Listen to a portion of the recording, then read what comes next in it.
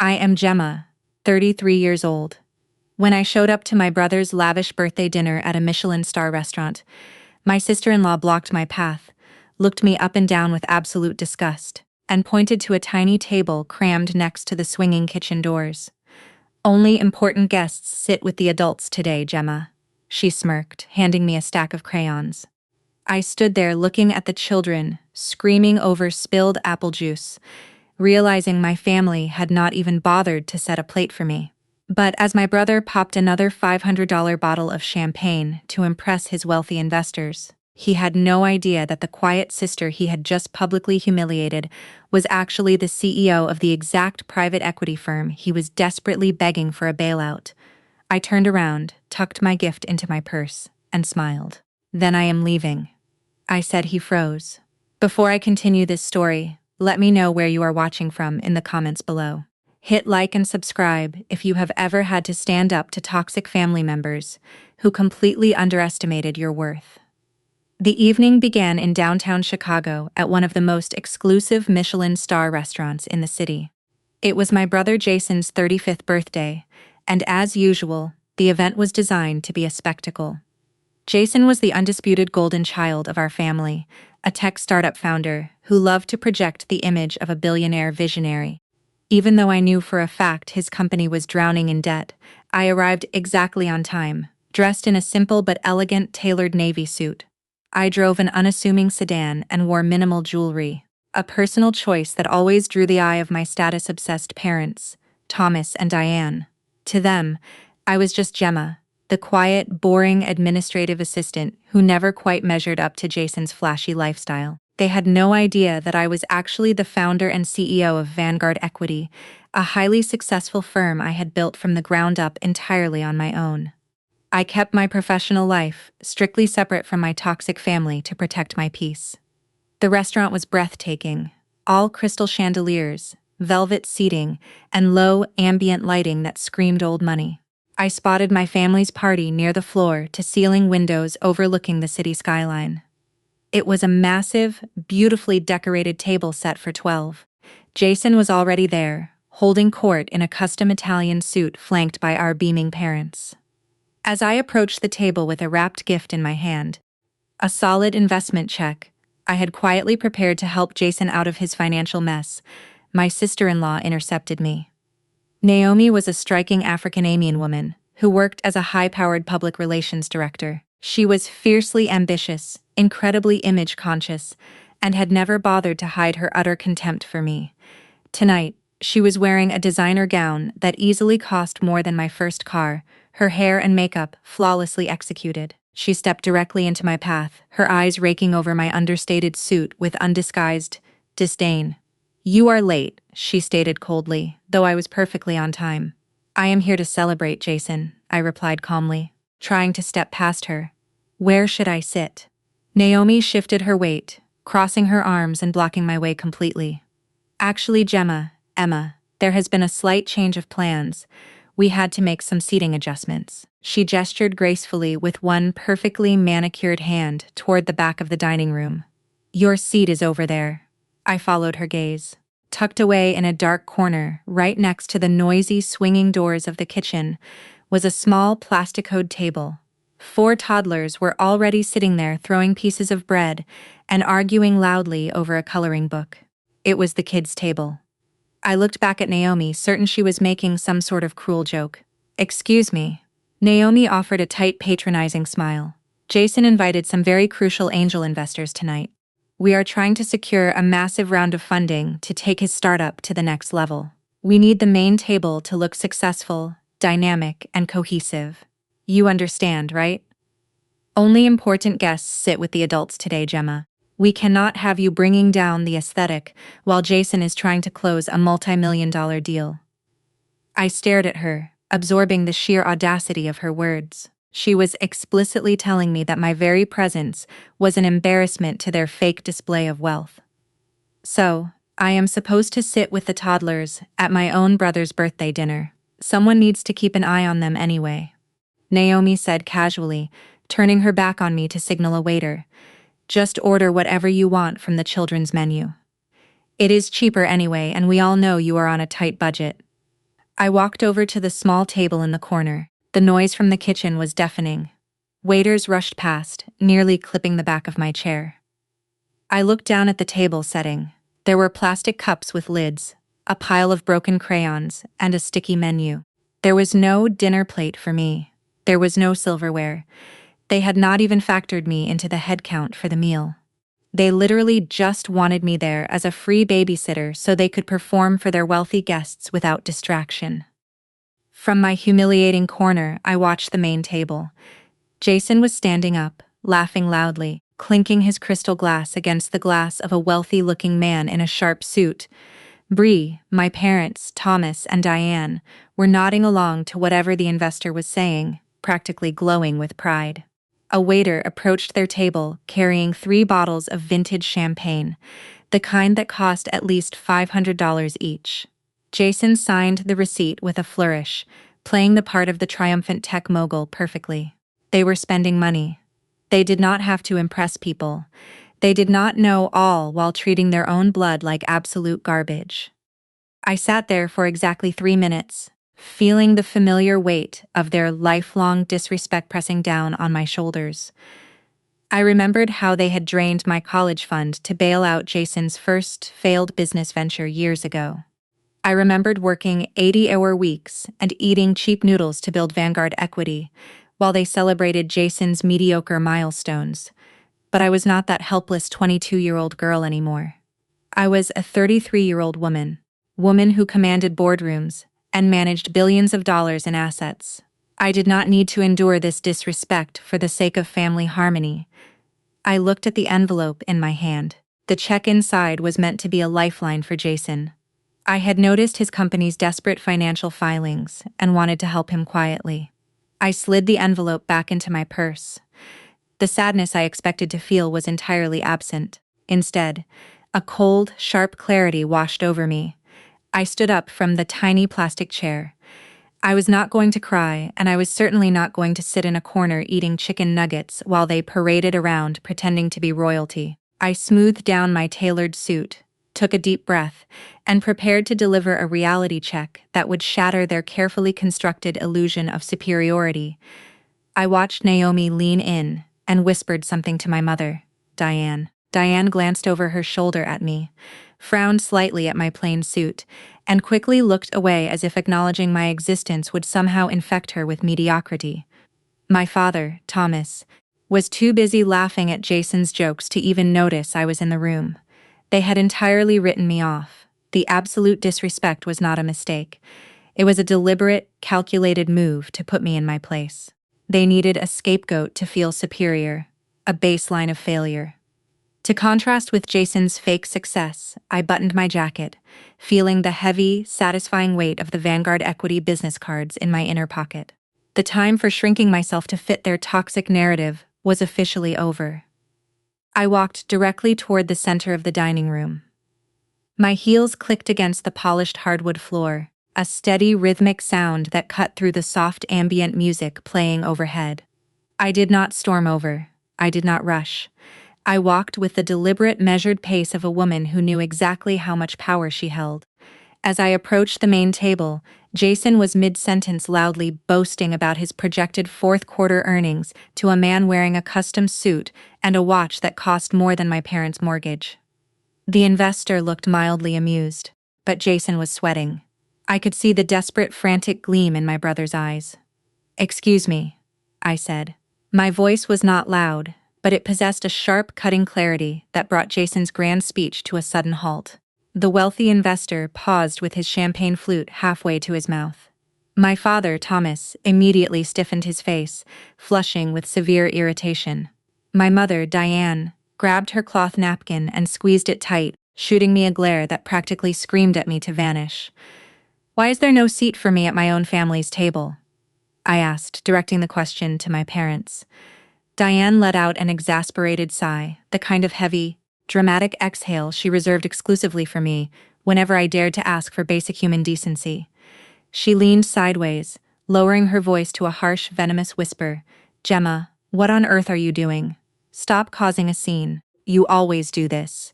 You always make everything about yourself. Look at your brother. He is building an empire. The least you can do is support him quietly and not embarrass us in front of Jason's guests. I am not causing a scene, Diane. I replied, my tone perfectly. Even I am simply asking a logical question. I was invited to a birthday dinner, yet I am standing here without a chair, while there is a perfectly good spot meant for me, currently occupied by Naomi's designer handbag. Thomas slammed his hand down on the table, masking the aggressive gesture as a playful pat for the benefit of the investor sitting across from him.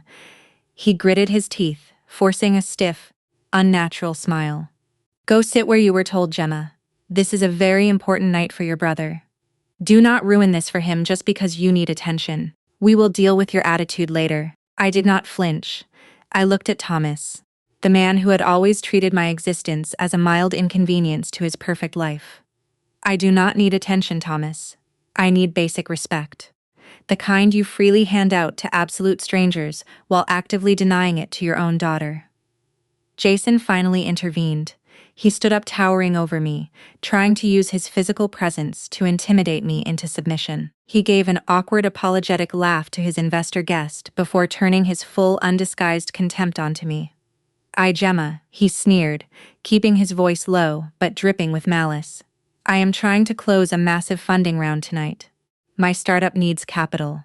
Serious capital. I am sitting with people who manage multi-million-dollar portfolios. Do you know what these guys do? They build cities. They build the future. You push papers and file reports. If they ask what my sister does, what am I supposed to say? That you are a secretary. It kills my credibility. I need the vibe to be flawless. I need them to think my whole family is bred for success. I cannot have you sitting here talking about whatever boring low-level clerical work you do. The vibe, I repeated, tasting the absolute absurdity of the word. Yes, the vibe. Jason snapped, his face turning red. These people are visionaries. They want to be surrounded by success, by energy, by wealth. No offense, Gemma, but you are none of those things. You are stagnant. You are ordinary. Having you sit next to me while I pitch the future of tech to venture capitalists makes me look bad. Just go sit with the kids, eat a free meal, and be quiet. Naomi leaned over, placing a manicured hand on Jason's arm, her eyes sparkling with malicious joy. Exactly, she added. I spent hours curating this guest list, Gemma. Every seat costs a fortune. We let you come because Diane begged us, but you are dragging down the room. We are operating at a different level tonight. We are talking about high-stakes investments, equity, and corporate scaling. Words you probably do not even understand. Just be a good sister and stay out of the way. We will buy you a nice dessert later to make up for it. In the past, their combined assault would have crushed me. The old Gemma would have fought back tears, apologized for being a burden, and slinked back to the plastic children's table to swallow her pride. But standing there listening to them lecture me about high-stakes investments and equity, I felt absolutely nothing but a profound, liberating sense of detachment. It was mathematically hilarious. They were drowning in massive debt, desperately begging strangers for money, and lecturing the CEO of a private equity firm on how to behave around wealth. I remained completely rational. My heart rate did not elevate. My hands did not shake. I did not raise my voice or offer an emotional defense. I simply looked at them, truly seeing the hollow, pathetic nature of their performance. I understand completely, I said. My voice was terrifyingly calm, stripping away all the emotional leverage they thought they had over me. You need to project an image of success, because the reality of your situation is failing. You need a scapegoat to feel superior. I will no longer volunteer for that position. I reached into my tailored jacket, sliding my hand into the inner pocket. My fingers brushed against the thick, crisp envelope I had brought with me. Inside that envelope was a certified cashier's check for $100,000. I had spent the last 2 weeks quietly auditing Jason's company. I knew he was weeks away from missing payroll. I knew his suppliers were threatening legal action. I had prepared this birthday gift as a silent bailout, a gesture of goodwill to save my brother from total ruin without making him feel small. I pulled the envelope out. It was heavy, sealed with a wax stamp. Jason's eyes darted to it. He recognized the premium stationery, the kind usually reserved for the very financial institutions he was currently trying to court. For a split second, a flicker of genuine curiosity crossed his face. "What is that?" Jason asked, his arrogant mask slipping just a fraction. "This," I said, holding the envelope up just enough for the light from the chandelier to catch the textured paper, "was your birthday gift. It was the funding you are so desperately begging strangers for tonight." It was a lifeline, Naomi scoffed, rolling her eyes in exaggerated disbelief. "Oh please, what is in there?" "A $50 gift card to a coffee shop." "Stop trying to act important, Gemma." I did not respond to her. I kept my eyes locked on Jason. "But you are right about one thing, Jason. We are operating at completely different levels. You are so obsessed with appearances that you failed to recognize the actual reality standing right in front of you. You do not want my presence at your table, and I no longer want a place in your life." I smoothly slid the envelope back into my pocket. The finality of the gesture made Thomas shift uncomfortably in his seat. He opened his mouth to scold me again, but I cut him off. "Do not bother, Thomas. I am leaving. Enjoy your evening. Enjoy your champagne. And Jason, I truly wish you the best of luck with your funding round. You are going to need it." I turned on my heel, presenting my back to them. I did not wait for their reaction. I did not storm off in a fit of rage. I walked away with the same measured, powerful stride I had used when I arrived. I was leaving behind their toxic dynamic forever. Every step I took toward the lobby felt like shedding a heavy, suffocating weight. I was no longer the family punching bag. I was the one holding all the cards, and they had just forced me to play my winning hand. Before I could even reach the edge of the dining room carpet, Jason called out. His voice was laced with that familiar grating arrogance loud enough for the adjacent tables to hear. "Oh, come on, Gemma," he scoffed, projecting the image of an exasperated older brother dealing with a petulant child.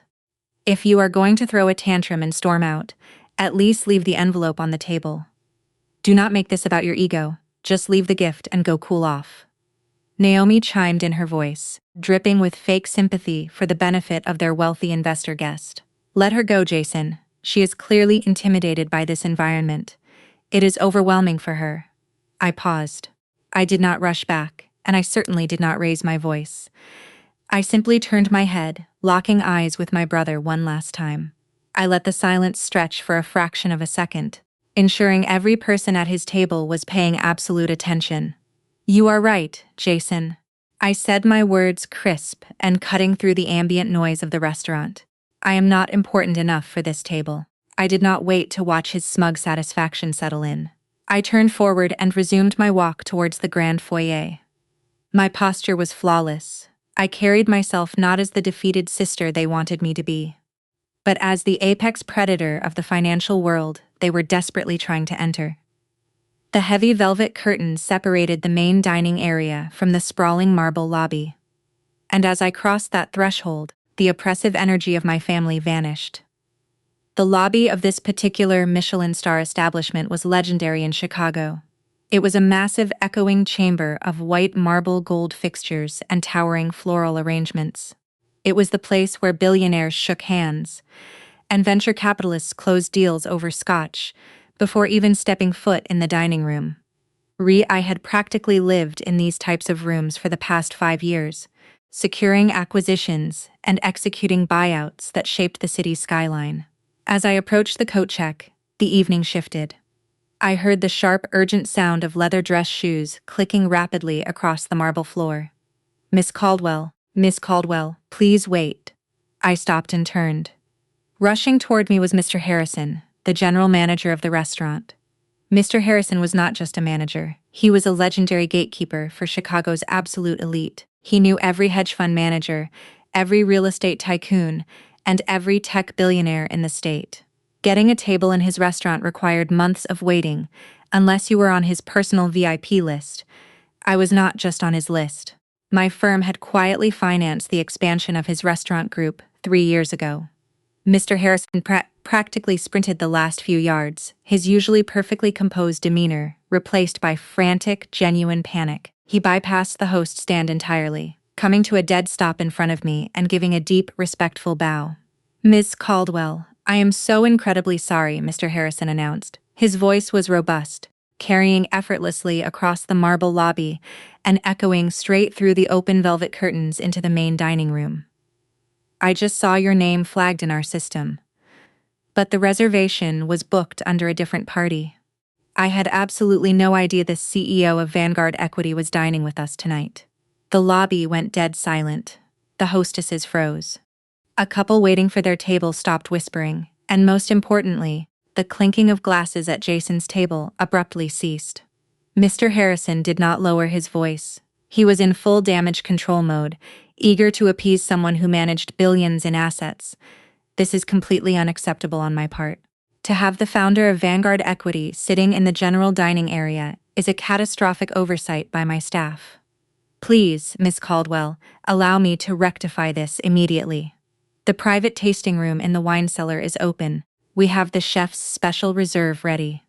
I will have your entire party move to the VIP suite right now, entirely on the house. I stood perfectly still, letting his booming apology hang in the air. The words CEO of Vanguard Equity had echoed like a gunshot. I glanced past Mr. Harrison's shoulder. Through the parted velvet curtains, I had a clear line of sight my family's table. The transformation was instantaneous and spectacular. Jason had half risen from his chair, his face entirely drained of color. He looked like all the air had been violently knocked out of his lungs. His jaw actually hung open. Naomi had dropped her phone on the table, her perfectly manicured hands frozen in midair, her eyes wide with a mixture of raw shock and sudden terrifying realization. Even my parents, Thomas and Diane, sat paralyzed, their expressions twisting from arrogant dismissal to utter bewilderment. Mr. Harrison looked horrified at my silence. Miss Caldwell, please tell me my staff did not disrespect you. If anyone made you feel unwelcome, I will handle it personally. Vanguard Equity is our most esteemed corporate partner. Your staff was wonderful, I reassured him smoothly, making sure my voice carried into the dining room. The issue lies entirely with the hosts of that table. They informed me that my administrative work was too boring for their high-stakes environment. They needed the seats for people who actually build the future. Mr. Harrison blinked, utterly dumbfounded. He looked past me toward Jason's table, his expression shifting from apologetic to deeply offended. He looked at Jason not as a valued customer, but as a foolish liability. Miss Caldwell, that is the most absurd thing I have ever heard. You control more capital than anyone currently sitting in this building. But the most satisfying reaction belonged to the wealthy investor sitting across from my family. The man Jason had been trying to impress all night was now staring directly at me, his eyes wide with profound respect. He recognized my name. He recognized Vanguard Equity. He knew exactly who I was. And he now realized that the man begging him for a miserable seed round investment had just publicly humiliated the most powerful private equity player in the room. The investor suddenly stood up. He did not look at Jason. He did not look at my parents. He buttoned his suit jacket, picked up his briefcase, and completely ignored Jason's desperate, stammering attempts to get his attention. The investor walked directly toward the lobby, his eyes locked on me. The dominoes were not just falling, they were accelerating. And my family was standing right in the impact zone. The investor stopped right in front of me. Up close, I could see the sharp calculating intelligence in his eyes. He extended a hand. Ms. Caldwell, he said, his voice carrying the calm, absolute authority of a man who dealt in millions before breakfast. My name is Richard Vance. I have followed your work with the tech sector acquisitions last quarter. Brilliant strategy. Absolutely brilliant. Thank you, Mr. Vance, I replied, shaking his hand firmly. It is always a pleasure to meet someone who truly understands the market. He cast a brief, disgusted glance back at the velvet curtains separating us from the dining room. Ring. I had a meeting scheduled with that table over there tonight. I was led to believe I was dealing with a competent, visionary founder. Clearly, I was mistaken. Anyone who cannot recognize the value in their own boardroom, let alone their own family, is a terrible investment. He gave a curt professional nod. I will have my assistant reach out to your office this week. Have a wonderful evening. He walked out the front doors, taking Jason's entire financial future with him. The sound of shattering glass echoed violently from the main dining room. I looked past the curtains. Jason had jumped up so fast, he knocked his heavy oak chair backward, sending one of those $500 bottles of champagne crashing to the hardwood floor. It smashed, sending a spray of expensive alcohol and white foam across Naomi's designer gown. She shrieked, jumping away, but Jason did not even look at her. He scrambled. That was the only word for it. The confident, arrogant tech mogul was gone, replaced instantly by a desperate, panicked man. He shoved past a waiter nearly slipping on the spilled champagne and sprinted toward the lobby. "New Gemma," he yelled, his voice cracking loudly. "Gemma, wait." He burst through the curtains. He was sweating profusely.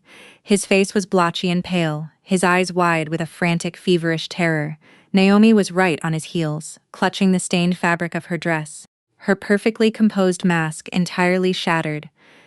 Behind them in the dining room, Thomas and Diane had finally stood up, frozen like statues, staring at me as if they were looking at a ghost. Jason skidded to a halt a few feet away from me.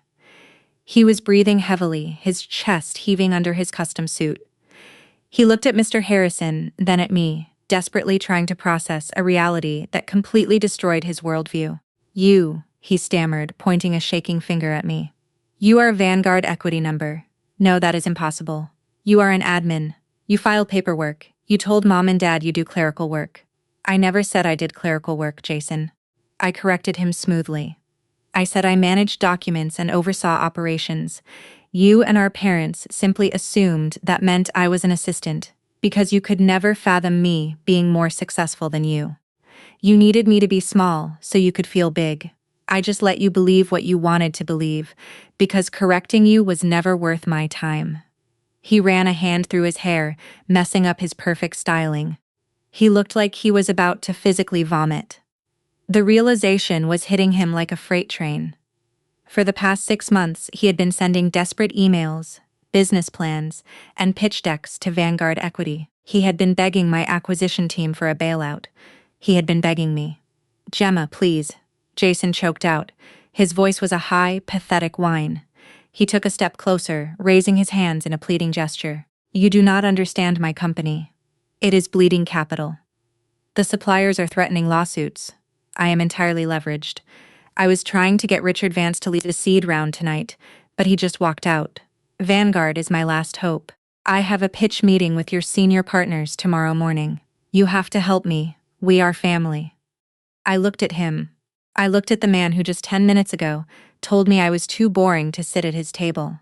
I looked at Naomi, who had relegated me to a plastic chair by the kitchen doors because I ruined their aesthetic. "Family," I repeated. The word felt completely hollow. 10 minutes ago, you told me I dragged down your vibe. You told me I was stagnant and ordinary. As Naomi said, I belonged with the toddlers. You were perfectly happy to humiliate me when you thought I had nothing to offer. But now that you realize I hold the keys to your financial survival, suddenly we are blood again. Naomi pushed past Jason. Her voice was trembling, stripped of all its usual venom. "Gemma, please. We were joking. It was just a misunderstanding about the seating arrangement. We were stressed about the investor. You know how much pressure Jason is under. Do not do this. Do not mix business with a silly family argument." I turned my gaze to Naomi. The coldness in my eyes made her physically step back. "This is not a family argument, Naomi. This is a corporate assessment. And my assessment is that your husband is a fraudulent leader, running a failing company, and you are an accomplice in burning through capital for the sake of appearances. I do not invest in liability." I turned back to Jason. He was shaking his head, tears actually pooling in his eyes. "Gemma, please just let me pitch tomorrow. Just look at the numbers. If Vanguard does not inject capital by Friday, I lose everything. The company, the house, the cars, everything." I looked him dead in the eye. I held his desperate gaze for 3 agonizing seconds, letting him feel the absolute weight of his actions. "Yes, Jason," I said softly. "I know you have a pitch meeting scheduled with Vanguard Equity tomorrow morning, and I just canned it." He let out a sound that was half gasp, half sob. His knees visibly buckled, and Naomi had to grab his arm to keep him from collapsing onto the marble floor. Through the curtains, I saw my mother cover her mouth in horror. I fully understanding the magnitude of what had just happened. Mr. Harrison stood silently to the side, watching the execution with professional awe. I turned to him, retrieving a crisp $100 bill from my purse and placing it in his hand. "Thank you for the offer of the VIP suite, Mr. Harrison," I said, projecting complete calm. "But I have suddenly lost my appetite. Please ensure my family settles their bill before they leave. I have a feeling their credit cards might start declining very soon." I did not wait for a response. I turned my back on them and walked out the heavy brass doors of the restaurant. The cool Chicago night air hit my face clean and refreshing. Behind me, I could hear Jason shouting my name, his voice echoing frantically in the lobby. But I kept walking. The valet brought my unassuming sedan around. I tipped him, got in, and drove away from the curb. I left my brother, my sister-in-law, and my parents trapped in a nightmare of their own making. I had never felt so utterly beautifully free. The war was far from over, but the first battle belonged entirely to me. As I navigated my unassuming sedan away from the curb and merged into the flow of downtown Chicago traffic, the silence inside my car lasted exactly 4 minutes. Then my phone illuminated the dark cabin. It vibrated violently against the center console, a harsh, continuous mechanical buzzing that signaled the absolute destruction of their carefully constructed reality. I glanced at the glowing screen. It was Jason. I let it ring until it went to voicemail. 2 seconds later, the screen flashed again. It was my father, Thomas, then my mother, Diane, then Jason again.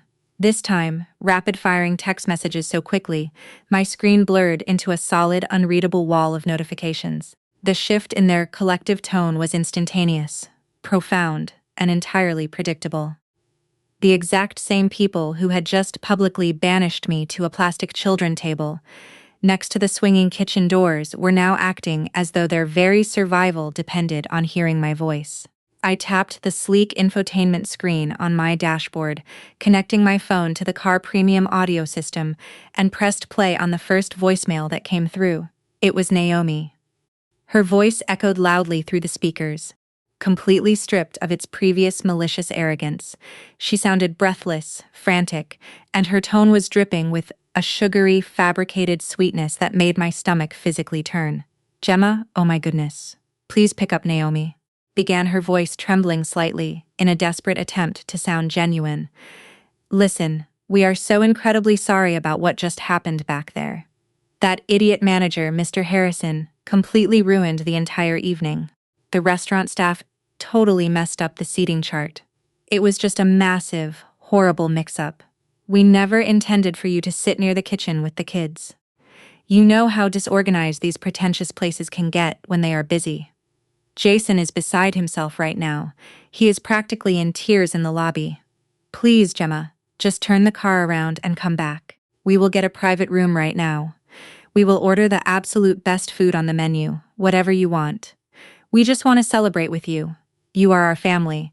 Please just call us back right now." I hit delete. The sheer audacity of her lie was staggering, almost comical.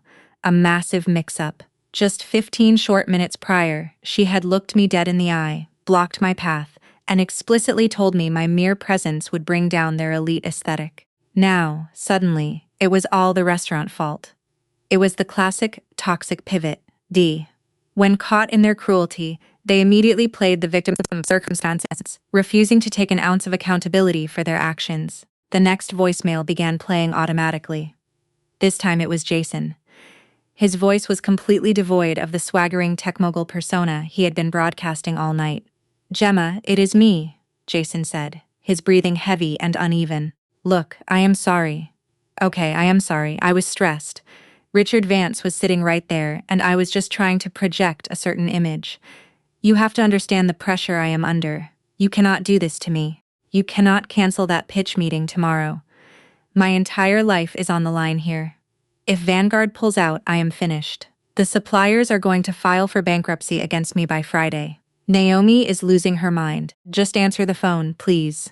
We can talk about this like adults. Just answer the damn phone, Gemma."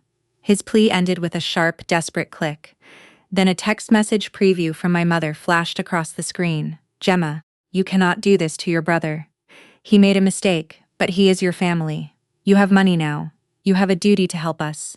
Do not be selfish and vindictive. God is watching how you treat your own blood. Do not be selfish. The irony was so thick I could practically choke on it.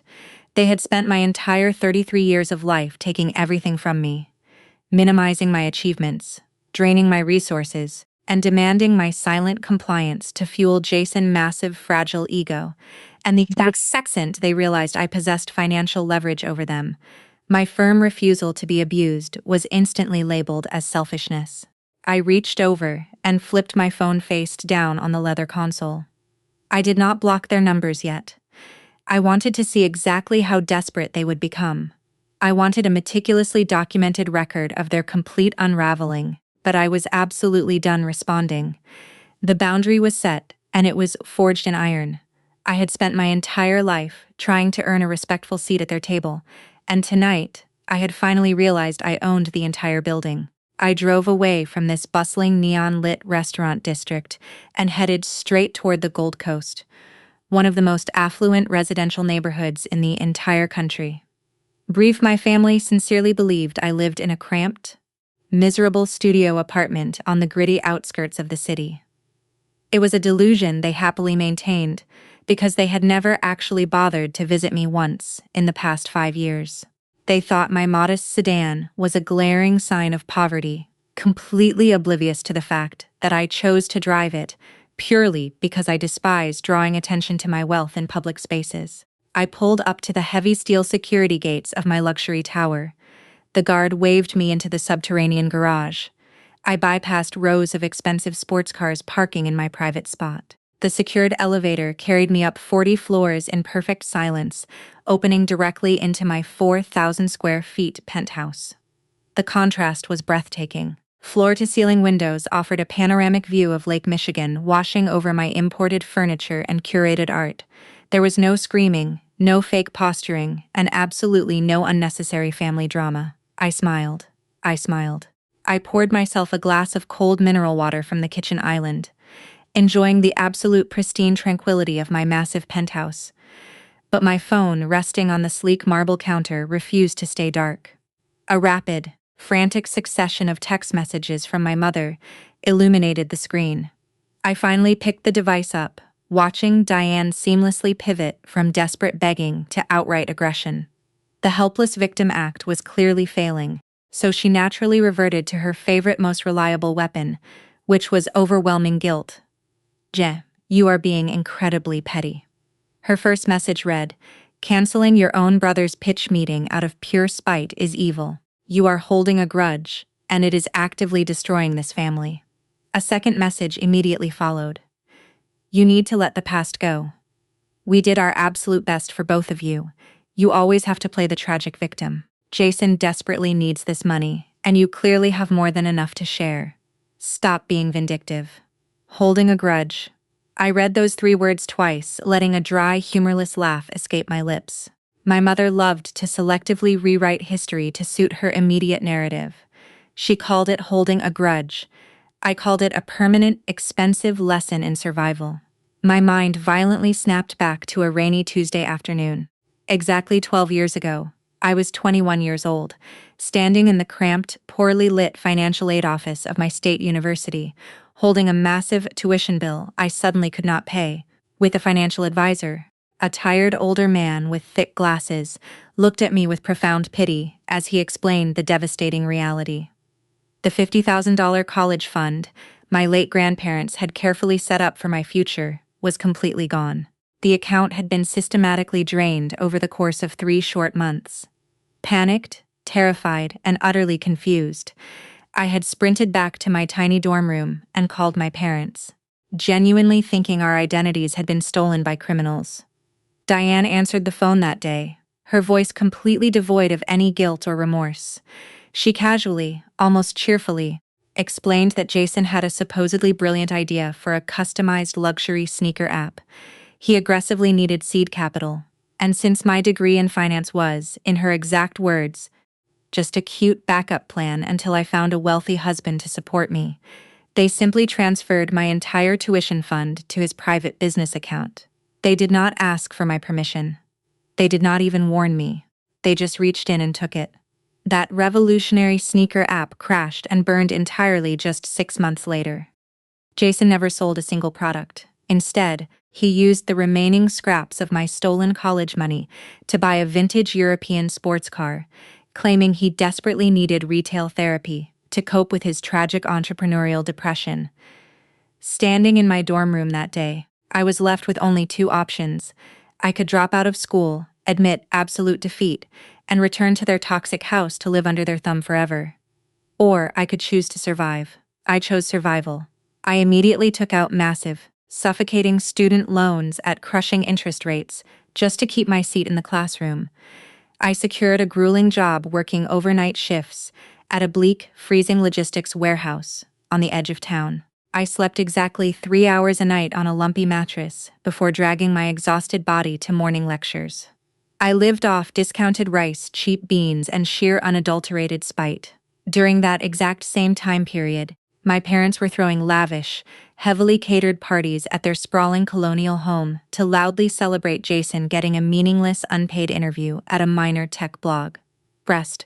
Upon my graduation, the living nightmare only intensified. I started my professional career at a ruthless, cutthroat investment bank in the city. I willingly subjected myself to brutal, soul-crushing 80-hour work weeks. I missed holidays. I missed birthdays. I missed vacations and social events. I systematically sacrificed my entire 20s to aggressively build my own capital from absolutely nothing. Every single bonus I earned, every promotion I secured went straight into launching Vanguard equity. Meanwhile, my parents were perfectly happy to blindly finance Jason's ever-expanding, fraudulent lifestyle. They secretly took out reckless secondary mortgages on their own retirement home, just to fund his second, third, and fourth miserably failed startup attempts. They constantly publicly praised his bold entrepreneurial spirit while openly mocking my corporate grind at every single tense family dinner we shared. They treated his massive, catastrophic financial failures as brave strokes of genius, while treating my actual quantifiable success as boring administrative labor. They actively celebrated his fake, hollow success, while aggressively sabotaging my real, agonizing struggle. And now, after standing on my own 2 feet and conquering the financial world they so desperately worshipped, Diane had the sheer, unmitigated nerve to text me about holding silly grudges. She honestly believed that a few $100,000 and stolen money and a decade of severe emotional abuse should just be swept under the rug, because Jason was slightly stressed out. I stared at the glowing screen of my phone, feeling an icy, untouchable calm wash over my entire body. I tapped the screen and slowly typed a single definitive reply to my mother. "You stole my solid foundation to build his fragile glass house," I wrote. "Do not act surprised when I absolutely refuse to pay for the shattered windows." I hit send without a second of hesitation. I placed my phone on silent, tossing it casually onto the couch. I walked over to the floor-to-ceiling window, looking down at the glittering, chaotic grid of the city below me. I had built an empire out of the exact ashes they left me in. Tomorrow morning, Jason would finally face the absolute crushing reality of his actions. Tomorrow morning, Vanguard equity was going to war. The sun rose over Lake Michigan, casting a brilliant golden light across the Chicago skyline. I woke up feeling remarkably rested, completely untouched by the desperate chaos I knew was currently consuming my family. I went through my morning routine with absolute precision. I selected a sharp, tailored charcoal suit, pulled my hair back into a sleek, professional style, and grabbed my briefcase. My private driver was waiting downstairs. I did not take the sedan today. Today, I took the Blacktown car. I arrived at the towering glass and steel skyscraper that housed Vanguard equity right at 7:30 in the morning. Our offices occupied the top 5 floors of the massive building, a fortress of high finance and corporate strategy. Walking into the sprawling, minimalist ground floor lobby always gave me a quiet sense of triumph. I nodded to the security guards, who immediately straightened up and greeted me with deep respect.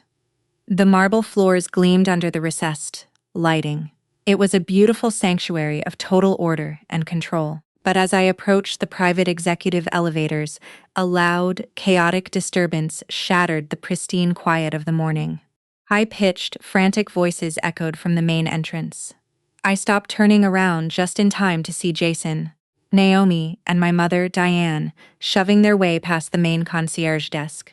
The head of building security was already moving to intercept them, his hand resting on his radio. Jason looked absolutely atrocious. His custom suit from the night before was heavily wrinkled. His tie was missing, and dark, exhausted bags hung heavily under his bloodshot eyes. He looked like a man who had not slept a single second. A man who had spent the entire night watching his fake empire crumble into dust. Naomi was aggressively clutching a massive oversized designer handbag, her face tight and furious. Diane was trailing right behind them, aggressively pointing her finger at the security guards and loudly demanding they step aside. Ems Caldwell, the head of security, said, stepping firmly between my family and me. Do you know these individuals? They completely bypassed the guest registry and are refusing to present proper identification. Before I could even answer, Jason lunged forward, his voice cracking with a desperate, unhinged energy. Gemma, tell these rent cops to back off. Right now. We are your family. We need to talk to you immediately. I looked at the security guard and offered a small, calm nod. It is fine, Marcus. They are with me. You can step down. Marcus instantly stepped back, though he kept a very close, watchful eye on Jason and his erratic movements. I crossed my arms, maintaining a strict physical distance. You have exactly 2 minutes to explain why you are screaming in the lobby of my corporate headquarters, I stated coldly. Jason did not waste a single second. He aggressively stepped into my personal space, holding out his hand with an entitled, demanding expectation. Give me the check, Gemma. I know you still have it. You showed it to me last night, $100,000. I need you to sign it over to my holding company right now. My primary supplier just sent a final default notice at 6 this morning. If I do not wire them massive capital by noon, they are locking me out of my own servers. Give me the envelope, and we can forget everything that happened at the restaurant. He actually believed he was in a position to negotiate. He honestly thought he could demand my money while simultaneously granting me a supposed pardon for the events of the previous evening. The sheer blinding arrogance of his delusion was staggering.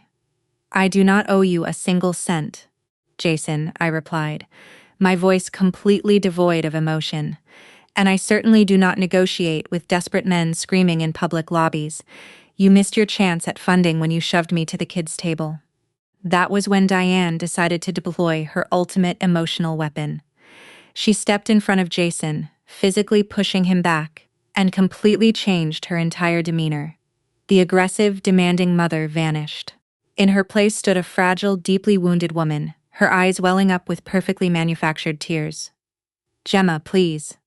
Diane pleaded, reaching out and gently touching my arm. I sharply pulled back. Diane sniffled, pretending to be deeply hurt by my rejection. You have to stop this cruel game.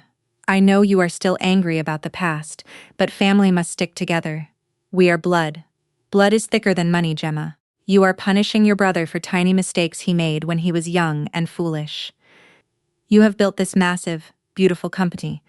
You are so successful. Why are you purposely trying to destroy him when you have so much to give? I stared at her, utterly repulsed by her toxic gaslighting. Stealing my college fund was not a tiny mistake, Diane. It was a targeted theft. But Diane was not finished. She leaned in closer, dropping her voice to a dramatic, breathy whisper so the security guards could not hear. And you are not just punishing Jason anymore, Gemma. You are punishing an innocent child. I frowned, genuinely confused for a split second. What are you talking about? Naomi stepped forward, placing a protective hand over her perfectly flat stomach. She looked down at the marble floor, playing the role of a terrified, vulnerable mother-to-be. I am pregnant, Gemma. We just found out last week. I am 2 months along. The stress of this bankruptcy is severely affecting my health. My doctor said my blood pressure is dangerously high. If Jason loses the company, we lose our health insurance. We lose our home. Do you really want your niece or nephew to be born into poverty? Are you really that heartless? I looked at Naomi and her fake performance.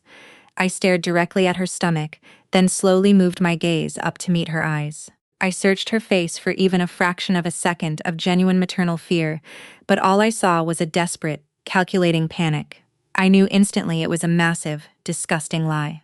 Naomi drank 3 large glasses of vintage champagne last night at the restaurant.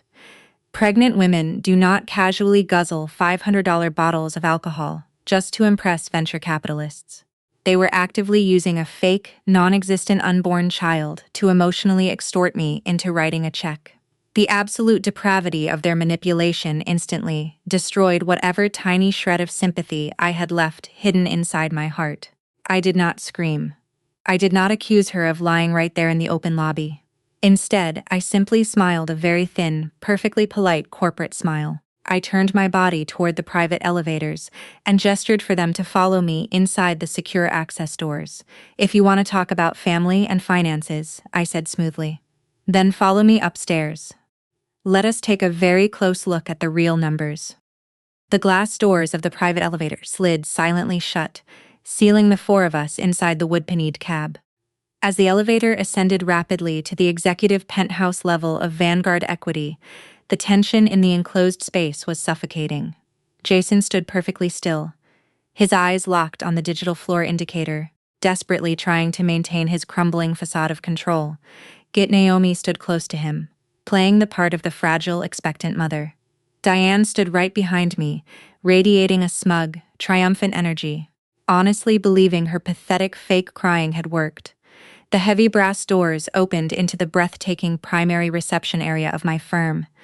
The entire massive floor was completely encased in thick floor-to-ceiling glass. Dozens of highly paid financial analysts and senior executives moved purposefully, offering me respectful nods as I walked past. Jason swallowed hard, his eyes darting frantically around the massive operation I commanded. I led them directly into my private glass-enclosed conference room at the corner of the building. It was an intimidating space. "Take a seat," I instructed calmly. Jason immediately dropped into a leather chair. "Okay, Gemma, we are here," he said, his voice tight and rushed. "You are a big-shot CEO. Now please just pull out your checkbook. The bank wire cutoff is at noon, and I need that $100,000 transferred immediately." Naomi placed her oversized designer handbag on the table. "Thank you, Gemma," she offered with a tight fake smile. Diane sat down, crossing her arms defensively. "You are doing the right thing," she added with absolute dripping condescension. I stood at the very head of the cold marble table. I did not reach for a checkbook. Instead, I reached into my bag and pulled out 3 thick, heavy black folders. I tossed them onto the marble in front of Jason, Naomi, and Diane. The folders landed with a heavy, dull thud. "What is this?" Jason demanded. "Where is the check? That is the exact reason you are never getting a penny from Vanguard Equity," I stated coldly. "Open it." Jason hesitated for a long, agonizing moment before flipping the heavy cover open. Naomi leaned over his shoulder, scanning the first page. Diane slowly opened hers, completely confused by the financial spreadsheets. "When you constantly begged my firm for a massive bailout investment over the past 6 months, you triggered an automatic internal protocol," I explained smoothly. Pacing slowly behind my chair, Vanguard Equity does not just hand out capital to anyone who asks nicely. We deploy a highly aggressive specialized team of forensic accountants to conduct a deep, rigorous audit of any company requesting our funds. We look at every single bank statement. We look at every single wire transfer. We verify every single asset down to the last penny. Jason's face instantly drained of all color. "You audited my internal servers." He choked out sheer panic, replacing his arrogant facade. "I audited everything, Jason," I replied, "and what my forensic analyst discovered was fascinating. You spent the last 3 years parading around Chicago acting like a brilliant tech visionary. But according to page 4 of that dossier, your company does not actually own a single piece of intellectual property. You outsourced the entire coding process to a cheap third-rate firm overseas, and they hold all the licensing rights. Your startup is a completely hollow shell. You have 0 viable products, 0 actual revenue, and massive crushing liabilities." Diane looked up, her brow furrowed in deep, angry confusion. "Gemma, what on earth are you talking about, Jason? Company is valued at $10 million. He lied to you, Diane. He lied to everyone." Turn to page 12. Jason frantically flipped the pages, his breath hitching loudly. Naomi grabbed his arm, her manicured fingernails digging into his jacket. Page 12 details your corporate expense accounts. I continued. For the past 18 months, your company has been bleeding investor capital directly into your personal pockets. I leaned forward, trapping Jason in my relentless gaze. You and Naomi have been systematically embezzling corporate funds to finance your fake billionaire lifestyle. You used company money to lease those 2 luxury imported sports cars you love to brag about. You used company money to fund your extravagant European vacations. I shifted my eyes directly to Naomi. She was shaking violently, her fake pregnancy forgotten, and Naomi, my analyst, flagged over $40 Zuzen in corporate funds that were illegally wired to high-end retail boutiques over the last 6 months. Those designer handbags you flaunt, including the massive one sitting on my conference table right now, were entirely paid for by defrauded investors. Naomi frantically snatched her bag off the marble table and instantly dropped it to the floor as if it suddenly caught fire. She was completely paralyzed by the overwhelming, indisputable proof of her crimes. But the absolute best part, I added softly, is on page 22. Jason slowly and painfully turned his shaking hands to the page. A single tear slipped down his pale cheek. I looked at my mother, who was staring at the paper in horrified shock. That $500 bottle of vintage champagne Jason ordered last night to impress Richard Vance the dinner, where you specifically banished me to the kids' table because I was too poor to fit your aesthetic. Jason paid for that entire meal using the absolute last remaining funds in his corporate account. He intentionally used stolen money to publicly humiliate me. Jason buried his face in his hands, letting out a pathetic, desperate sob. He was entirely and completely broken.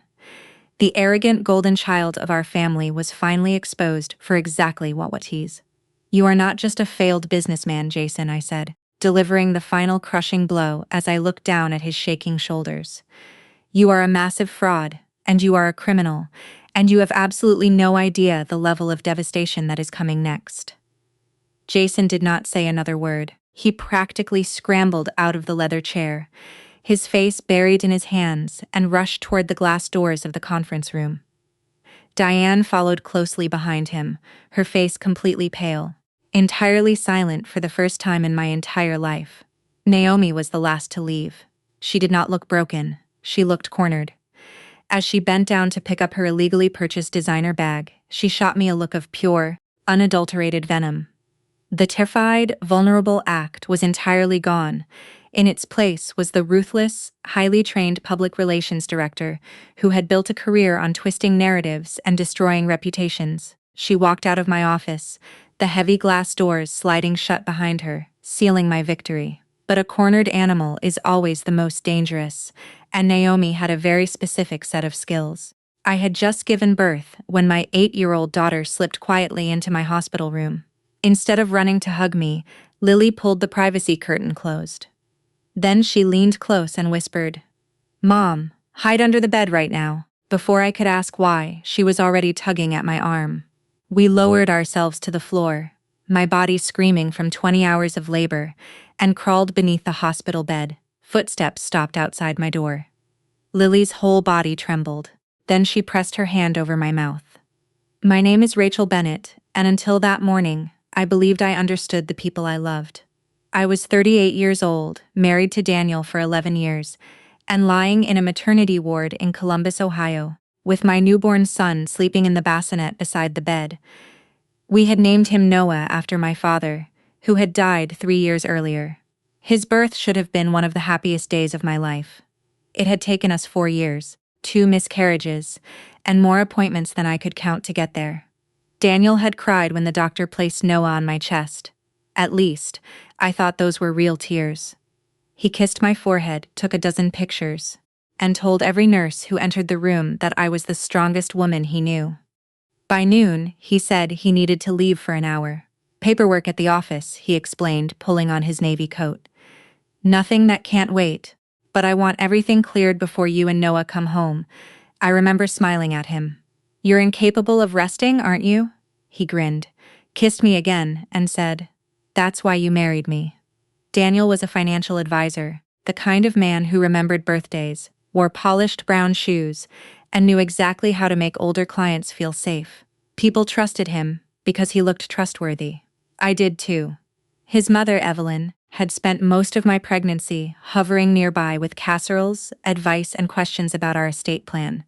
She called it concern. I called it exhausting, though I usually kept that thought to myself. Lily arrived around 2 with my neighbor, Mrs. Carter. The moment my daughter stepped into the room, I knew something was wrong. She did not look at the baby. Normally, Lily would have rushed straight to me, talking too fast and asking whether she could hold her brother. Instead, she stood with one hand wrapped around the strap of her purple backpack, breathing as though she had run all the way from the elevator. She looked behind her. Then, she shut the door. After we crawled under the bed, I could hear my own pulse pounding in my ears. Lily's hand was small, but she held it firmly over my mouth. Her eyes were wide and wet.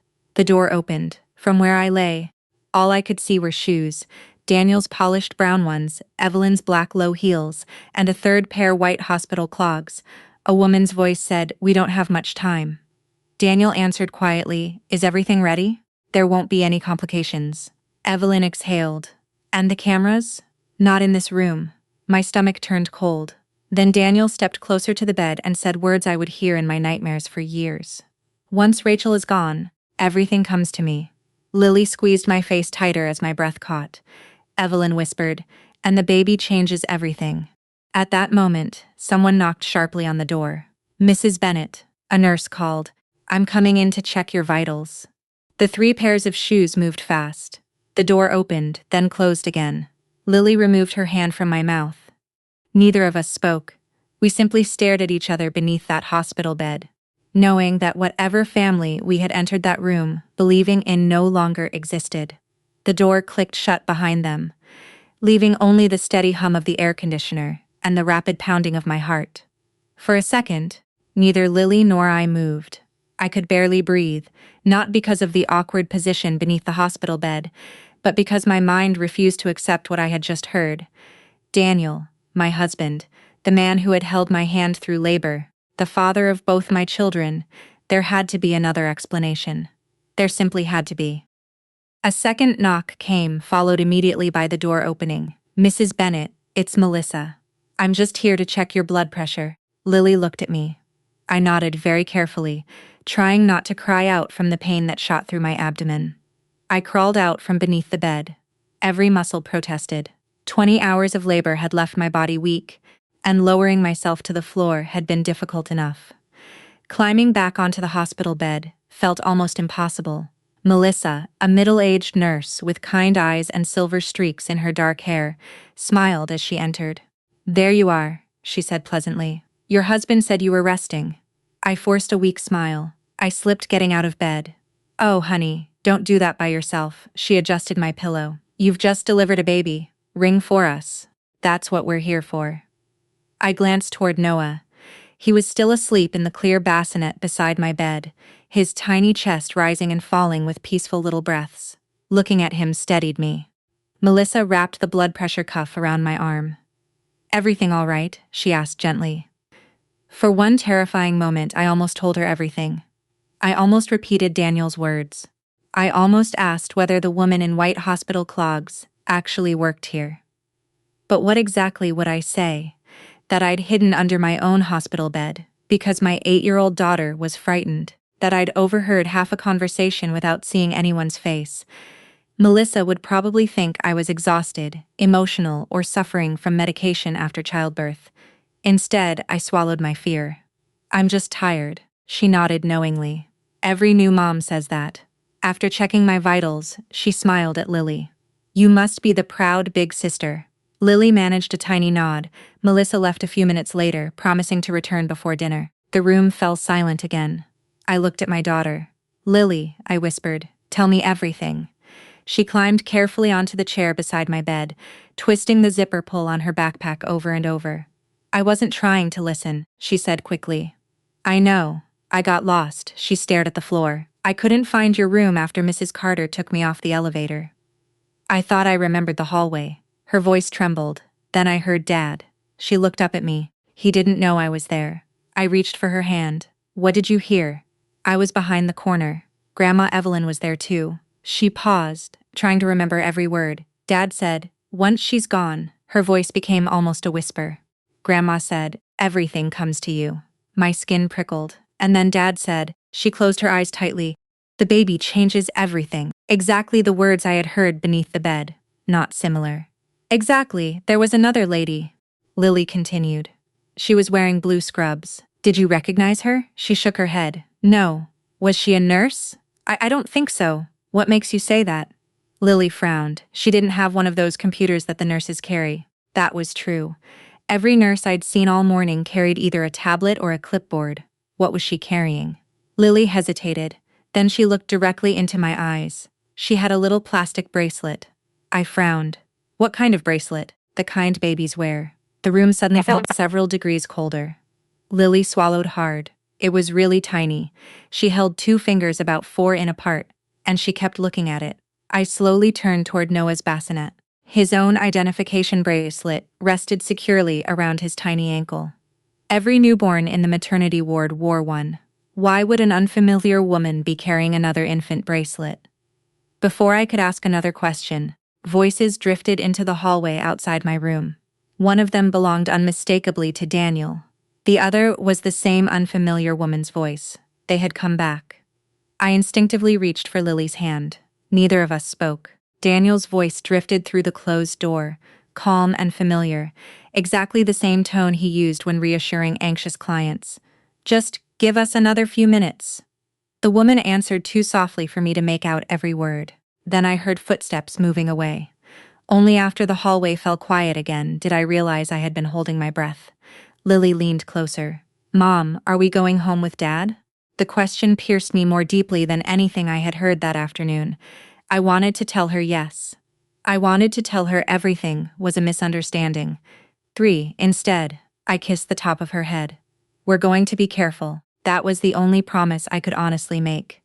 The rest of the afternoon passed in a blur of nurses checking my incision, lactation consultants helping Noah feed for the first time, and well-meaning hospital staff congratulating us.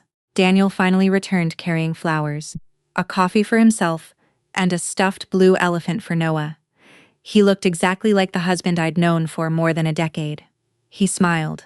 He laughed with the nurses. He adjusted my blanket. He even rubbed my shoulders. If I hadn't heard his conversation, if Lily hadn't heard it first, I would have believed every gesture. "You look exhausted," he said softly. "I feel exhausted," he chuckled. "Parenting 2 kids is going to be an adventure." I searched his face for guilt, for fear, for anything. I found nothing. His expression was warm, relaxed, almost affectionate. That frightened me even more. A guilty man acting nervous would have made sense. A man calmly pretending nothing had happened was far more dangerous. Evelyn arrived half an hour later, carrying homemade chicken soup in a thermal container. "My poor girl," she said, kissing my forehead.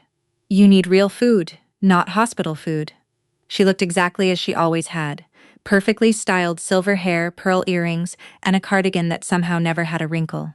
She smiled at Noah. She smiled at Lily. Then she smiled at me. The same woman who only hours earlier had quietly asked whether the cameras covered my hospital room. I forced myself to smile back. If they believed I knew nothing, they might become careless. That thought stayed with me for the rest of the visit. Late that evening, after visiting hours ended, Daniel finally went home to shower and sleep. Evelyn left with him. Lily had already gone home with Mrs. Carter. For the first time all day, I was alone, almost. Noah slept peacefully beside me. I picked up my phone and opened the Notes app. Instead of trying to make sense of everything, I wrote down every detail I could remember. The exact words, the order in which they were spoken, the time Daniel left, the time Lily arrived, the description of the woman in scrubs. I even noted the color of the hospital clogs. Memory fades. Evidence shouldn't. My father had taught me that years earlier when he owned a small construction company. People remember feelings. He used to say courtrooms remember details. I suddenly wished he were still alive. He would have known exactly what to do. Around 9 that night, a young nurse wheeled Noah to the nursery for his routine newborn hearing screening. "We'll only be gone about 20 minutes, she assured me. The moment they left, I sat upright despite the pain. I wasn't looking for proof anymore. I was looking for patterns. Over the past year, how many decisions had Daniel encouraged? The answer unsettled me. He had insisted we increase my life insurance after I became pregnant. It protects the family, he'd said. He persuaded me to update my will. He recommended consolidating several investment accounts under paperwork that he conveniently prepared himself. Even stranger, he repeatedly discouraged me from discussing our financial planning with my longtime attorney. I handle this professionally every day, he'd laughed. We don't need to pay someone else. At the time, it had sounded practical. Now, each memory slid into place, like another piece of a puzzle I had never realized I was solving. None of those decisions had frightened me individually.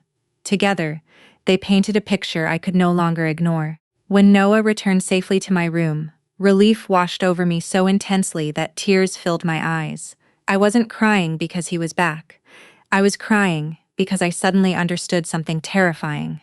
If Daniel had spent months quietly arranging our finances, then whatever I had overheard that afternoon hadn't been an impulsive decision. It had been a plan, and plans that take months to build rarely stop after their first failure. Before midnight, while the hospital floor grew quiet, I searched my contacts and found the number I hadn't needed in years. Margaret Ellis, my father's attorney. Not Daniel's, mine. My thumb hovered over the call button. At 8:00 the next morning, I intended to make the most important phone call of my life. I barely slept that night. Every time a cart rolled down the hallway, or a door opened somewhere on the maternity floor, my eyes flew open. Noah slept peacefully beside me, making the soft little sounds newborns make. Tiny sighs, gentle squeaks, the occasional stretch that seemed impossibly small. I watched him for hours, not because I was simply a new mother, because I was suddenly afraid someone might try to take him away. At exactly 8, after the morning shift changed and my nurse stepped out to retrieve my breakfast tray, I picked up my phone and called Margaret Ellis. She answered on the third ring. Margaret Ellis, it's Rachel Bennett. There was a brief pause. Rachel, I thought you were having your baby this week. I did. Oh, sweetheart, congratulations. Thank you. My voice cracked. I need your help. The warmth disappeared from her tone immediately. What happened? I glanced toward the closed hospital door. I don't think I should explain over the phone. Another pause. Then she spoke carefully. Are you in immediate danger? I don't know. Can anyone hear you? I don't think so. Rachel, answer only yes or no. Do you believe someone may be trying to harm you or your child? I closed my eyes. Yes. I'll be there within an hour. She hung up. No unnecessary questions, no disbelief, just action.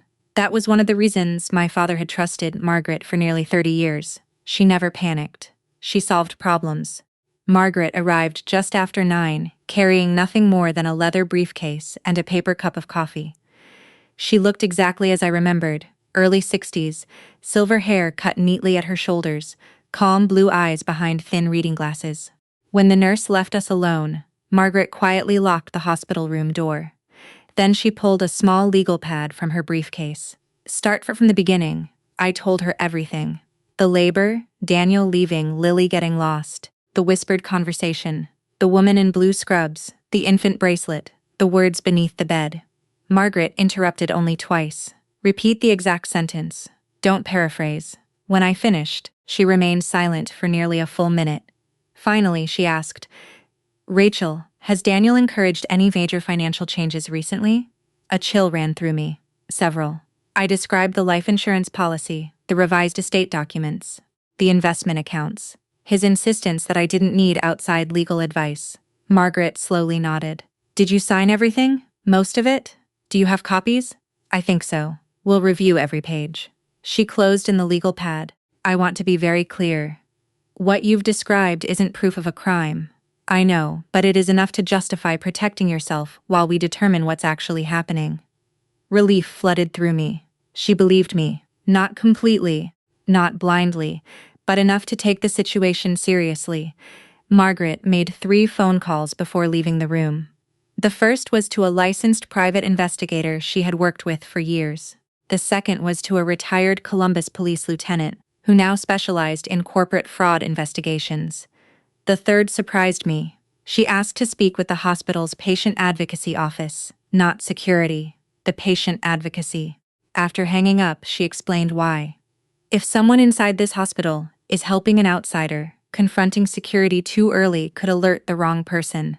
That possibility hadn't even occurred to me. I felt another wave of nausea. From this moment forward, Margaret continued, "Don't accuse Daniel of anything." I wasn't planning to. Good. Should I tell the nurses? Only if there's an immediate threat. She leaned forward. If Daniel believes you know nothing, he'll behave naturally. And if he doesn't, then he'll change his plan. She looked directly into my eyes. I'd rather investigate the plan he's already using than force him to invent a new one. That afternoon, while Noah slept against my chest, a hospital volunteer delivered flowers from Daniel. The card read, "You and our little miracle are my whole world. Love always, Daniel."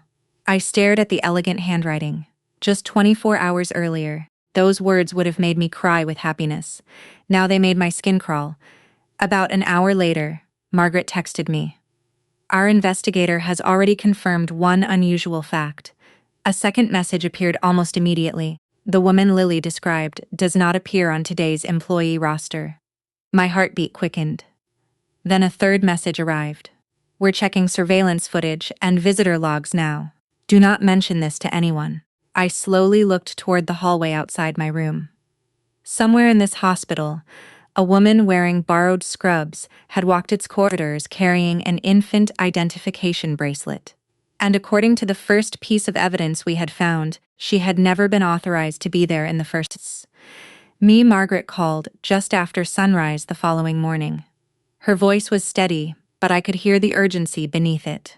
"Rachel, we've confirmed several things." I instinctively tightened my arms around Noah, who was sleeping peacefully after his early feeding. "I'm listening." The woman wasn't simply visiting the maternity floor. A pause. She never should have been inside the hospital. I felt my stomach knot. Our investigator identified her. Another pause. "Her name is Denise Harper. She worked as a nursing assistant years ago." Worked. Her license was revoked after she falsified patient records. For several seconds, I couldn't speak. A woman with a history of falsifying medical records had somehow walked into the maternity ward on the very day my son was born.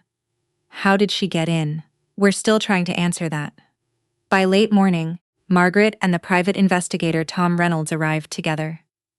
Tom was in his late 50s, soft-spoken with the patient manner of someone who had spent decades interviewing people, instead of intimidating them. He spread several printed photographs across the small table beside my hospital bed. "This is Denise." I immediately recognized the woman, not her face. I had never seen it clearly, but the blue scrubs, the white clogs, the silver tote bag Lily had described.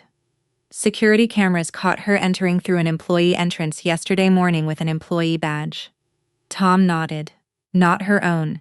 He slid another photograph toward me. "She followed someone else through a restricted door. So, someone helped her. Almost certainly." The realization sent a chill through me.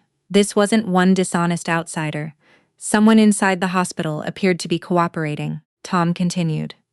"There's something else." He placed a floor map of the maternity unit on the table. I requested surveillance footage from every hallway Denise walked through, and one camera recorded her entering this corridor. His finger moved across the map. The next camera should have recorded her leaving. It didn't. It couldn't. Why? The footage was deleted. The room suddenly felt impossibly quiet. Deleted. Only 11 minutes. He looked directly at me. Just enough time for someone to disappear. I remembered Evelyn asking one simple question beneath my hospital bed and the cameras. At the time, I thought she was merely curious. Now, I realized she had probably been checking whether the plan could unfold without being recorded. Margaret opened a folder containing copies of my estate documents. "We've also reviewed the paperwork Daniel prepared over the last year." She turned several pages toward me. "Nothing here is illegal." I frowned. "But there is a pattern." She pointed to highlighted sections. "If you died unexpectedly, Daniel would temporarily control nearly every financial decision involving your estate." I swallowed hard. "What about Noah?" "Your father's trust activates additional protections after the birth of another child." I looked down at my sleeping son. "So that's what Evelyn meant." Margaret nodded slowly. "The baby changes everything." Neither of us had to explain the sentence anymore. For the first time, it actually made sense. That afternoon, my pediatric nurse, Karen, entered to prepare Noah for his discharge examination. She was in her early 60s, calm, efficient, and clearly the kind of nurse who noticed details other people overlooked. She gently lifted Noah's tiny foot. Then she stopped. Her smile disappeared. That's odd. My heart skipped. What is?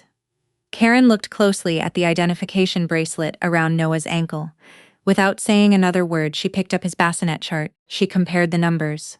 Then she checked his mother's identification band around my wrist. Her expression changed completely. I'll be right back. She hurried from the room. I stared after her, terrified. Less than 3 minutes later, Karen returned with the charge nurse and the pediatrician. No one smiled. The charge nurse asked politely, Mrs. Bennett, has anyone besides hospital staff handled your baby's identification bracelet? No. Has anyone removed it? Never. The pediatrician carefully examined the band. Then he looked at the chart. Finally, he exhaled. Someone attempted to replace this bracelet. My blood ran cold. What? Karen answered quietly. The plastic clasp is from a different production batch than the bracelet assigned to your son yesterday. She shook her head in disbelief. I only noticed because I've worked here 32 years. The room fell silent. Had she been even slightly less experienced, no one would have questioned it. The bracelet looked almost perfect. Almost. Margaret slowly reached for my hand. Without raising her voice, she said to the charge nurse, I believe this hospital needs to begin an internal investigation immediately. For the first time since Noah was born, someone besides me understood that this wasn't a misunderstanding. Someone had tried to change my baby's identity, and they had come frighteningly close to succeeding. The atmosphere in my hospital room changed within minutes. The charge nurse quietly closed the door. The pediatrician asked another nurse to wheel Noah's bassinet into the staff nursery, where access required electronic badges and every entrance was monitored.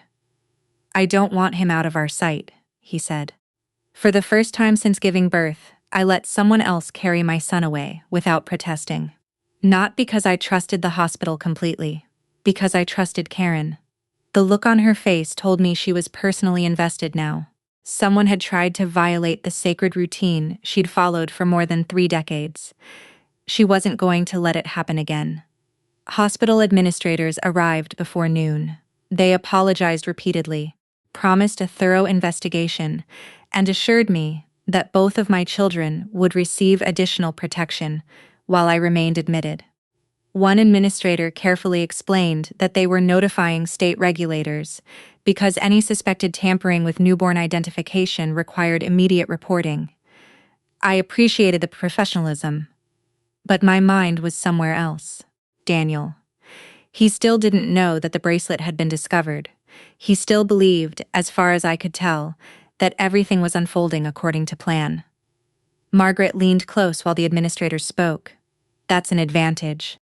What is? If he thinks the plan succeeded, he'll be less careful. That afternoon, Tom Reynolds returned carrying another thick folder. His expression told me he hadn't brought good news. I've been digging into Daniel's finances. I closed my eyes for a second. How bad? Worse than we expected. He opened the file. For years, Daniel appeared successful. He was on paper. Tom slid several documents across the table. Privately, he accumulated enormous gambling debts. I stared at the figures. The numbers barely seemed real. Credit lines, private loans, cash advances, payments to online betting accounts. Millions of dollars had disappeared over several years. He couldn't have hidden this. He didn't. Tom pointed to another document. He disguised many transactions inside client investment accounts. My stomach dropped. You mean he appears to have stolen from people who trusted him?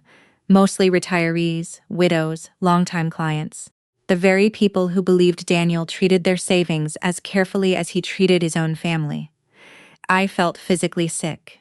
Every holiday dinner, every church fundraiser, every neighborhood barbecue where people praised my husband for helping them prepare for retirement, it had all been built on lies. Margaret quietly opened another folder. This concerns your father's trust. I immediately recognized the familiar paperwork. Guy. My father had established the trust after selling his construction company, insisting it would protect future generations of our family. I never really understood all of it. You didn't need to. She adjusted her glasses. The trust was originally designed to benefit you. She turned another page. When Noah was born, a dormant provision automatically activated. What provision? A substantial inheritance earmarked specifically for any future grandchildren. I frowned. So Noah became a beneficiary. Exactly. She looked directly at me. Not through your will. Automatically, the realization hit me almost instantly. If Daniel had been drowning in debt and suddenly learned that Noah's birth unlocked additional family assets, everything changed. The baby changes everything. Those words echoed inside my mind again. Not because Noah himself mattered financially, because his existence unlocked money Daniel desperately needed. Tom nodded slowly. We believe that's why Denise Harper entered the hospital. To steal Noah, perhaps he didn't pretend certainty, but creating confusion about a newborn's identity could delay access to the trust, interfere with guardianship, or create enough legal chaos for forged documents to be introduced. It wouldn't have worked forever, no. He leaned forward. But fraud doesn't always require permanence. Sometimes criminals only need a short window, a few weeks, a few forged signatures, temporary authority, long enough to move money before anyone realized what had happened. I suddenly understood why Daniel had spent months reorganizing our finances. This wasn't a spur-of-the-moment crime born out of panic. It was an elaborate contingency plan. My pregnancy hadn't created the conspiracy. It had accelerated it. Late that evening, Daniel arrived carrying fresh flowers and balloons. He smiled exactly as he always had. How are my favorite people? I looked into his eyes. For 11 years, those eyes had represented home. Now they looked like carefully polished glass. Beautiful, cold, empty. He leaned over to kiss my forehead. I let him. Not because I forgave him, because Margaret had been right. If Daniel believed I remained the trusting wife he'd always known, he might continue revealing the truth one careless step at a time. As he reached into Noah's bassinet and gently touched our son's tiny hand, he smiled with convincing tenderness. Anyone watching would have seen a devoted father. Only I knew I was looking at a man who no longer frightened me because of what he had already done. He frightened me because I still didn't know how far he was willing to go. 3 days later, Noah and I were discharged from the hospital, but we did not go home. That decision broke my heart. For months, I had imagined carrying my son through the front door of the little brick house where Lily had grown up. I had pictured introducing him to the nursery. We had painted pale green together, placing him in the crib Daniel had supposedly built with his own hands, and sitting in the rocking chair beside the window while Lily read him children's books. Instead, Margaret met us at a private hospital exit. There was no celebration, no family photographs, no balloons tied to the car, just a quiet black SUV driven by Tom Reynolds. Lily climbed into the back seat beside me and slipped her small hand into mine. Are we going home later? She whispered. I looked at Margaret. She answered gently before I could. For a little while, sweetheart. We're staying somewhere safe. Lily nodded without arguing. Children often understand more than adults realize. She had stopped asking questions whose answers she already feared. The safe residence belonged to a retired judge who occasionally allowed victims of financial crimes and domestic threats to stay in a private guest cottage on his property. It wasn't a shelter. It looked like an ordinary home tucked behind tall maple trees on the edge of Columbus. There was a small porch, a vegetable garden, and an old golden retriever named Charlie, who immediately decided Lily was his new best friend. For the first time in days, I saw my daughter smile. Only for a moment, but it was enough to remind me that she was still 8 years old. Not a witness, not a protector, just a little girl who should have been worrying about spelling tests instead of conspiracies. Daniel began calling before we had even unpacked. The first voicemail sounded concerned. Rachel, the hospital said you'd already been discharged. Where are you? I was bringing dinner. The second sounded confused. Your phone's going straight to voicemail. Please call me. By the fifth message, his concern had become impatient. Rachel, this isn't funny. Lily needs to come home. Margaret instructed me not to answer immediately. Let him wonder. So he panics. So he talks. There was a difference. Panic made people reckless. Silence made them feel it. The next morning, She helped me send a brief text. We're staying with friends while I recover. The baby needs quiet. I'll contact you when I'm ready. Nothing more, no address, no explanation. Daniel replied less than 30 seconds later. Which friends? I didn't answer. Another message appeared. I'll come pick you up. Still nothing. Then came one that made my stomach tighten. I needed to discuss some paperwork before the bank closes this week. Paperwork? Not us, not Noah, not Lily. Paperwork. Margaret looked over my shoulder and quietly smiled for the first time since this nightmare had begun. He just made his first mistake. Meanwhile, Tom continued investigating Daniel's business.